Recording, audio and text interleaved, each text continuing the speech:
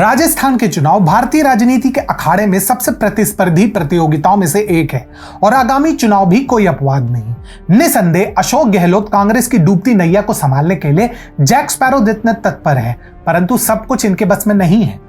नमस्कार मित्रों, मैं हूं अनिमेश पांडे और आज मैं आपको अवगत कराऊंगा कि कैसे भाजपा की एक कमी उसका सबसे बड़ा अस्त्र सिद्ध हो सकती है और कैसे ये अभिशाप उसके लिए राजस्थान में वरदान सिद्ध हो सकता है। राजस्थान में भाजपा के सामने सबसे महत्वपूर्ण बाधाओं में से एक स्पष्ट और करिश्माई मुख्यमंत्री पद के लिए उम्मीदवार की अनुपस्थिति है।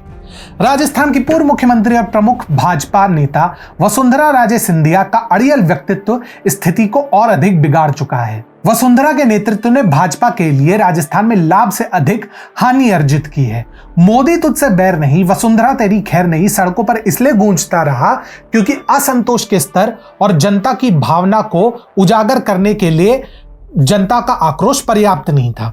दुर्भाग्यवश वसुंधरा वह दंभी नेता है जो ना तो कुछ अच्छा करेंगी और ना ही किसी और को करने देंगी। परंतु अगर भाजपा राजस्थान में बिना किसी प्रमुख चेहरे के साथ जाए तो असंभव भी संभव है। वह कैसे? कहने को भाजपा की फेसलेस रणनीति इसके अपरिपक्वता और अकर्मण्य नेता का सबसे बड़ा परिचायक है और कई राजनीतिक विश्लेषकों के लिए एक बाधा समान है। विश्वास नहीं होता तो हिमाचल प्रदेश, बंगाल, कर्नाटक के परिणाम देख लीजिए। परंतु यही रणनीति दो तरह से लाभकारी साबित हो सकती है। एक तो कांग्रेस को समझ में नहीं आएगा कि पहले किस पर हमला किया जाए। वसुंधरा उनका पसंदीदा पंचिंग बैग है, लेकिन अगर वही सीएम चेहरा नहीं होंगी तो कांग्रेस के लिए स्थिति तनिक जटिल हो जाएगी क्योंकि फिर निशाना किस पे साधेंगे। दूसरा कारण यह है कि इसी रणनीति से भाजपा को सीएम पद के लिए सही व्यक्ति का चयन करने हेतु पर्याप्त समय मिलेगा क्योंकि स्पष्ट रूप से वसुंधरा राजे इसके योग्य नहीं लगती। इसके अलावा राजस्थान में अशोक गहलोत के नेतृत्व वाली कांग्रेस सरकार को गहलोत और सचिन पायलट के बीच आंतरिक संघर्ष का सामना करना पड़ा। निसंदेह पार्टी सरकार की स्थिरता बनाए रखते हुए संघर्ष को हल कर इन चुनौतियों से निपटने में किसी तरह कामयाब रही, परंतु आगामी चुनाव में ऐसी राजनीतिक पैंतरेबाजी की भारी कीमत चुकानी पड़ सकती है। मतदाता ऐसे पार्टी को वोट देने से आशंकित होंगे जिसने पूरे कार्यकाल के लिए स्थिर सरकार बनाए रखने की अपनी क्षमता नहीं सिद्ध कर पाया और भाजपा को अधिक निर्णायक और विश्वसनीय प्रशासन प्रदान करने के लिए यह एक सुनहरा अवसर प्रदान करेगा। अब सबसे महत्वपूर्ण प्रश्न, क्या यह रणनीति व्यवहारिक भी है? कुछ हद तक हाँ, यदि आप सफल महाराष्ट्र मॉडल को देखें जिसे पार्टी ने 2014 में अपनाया था।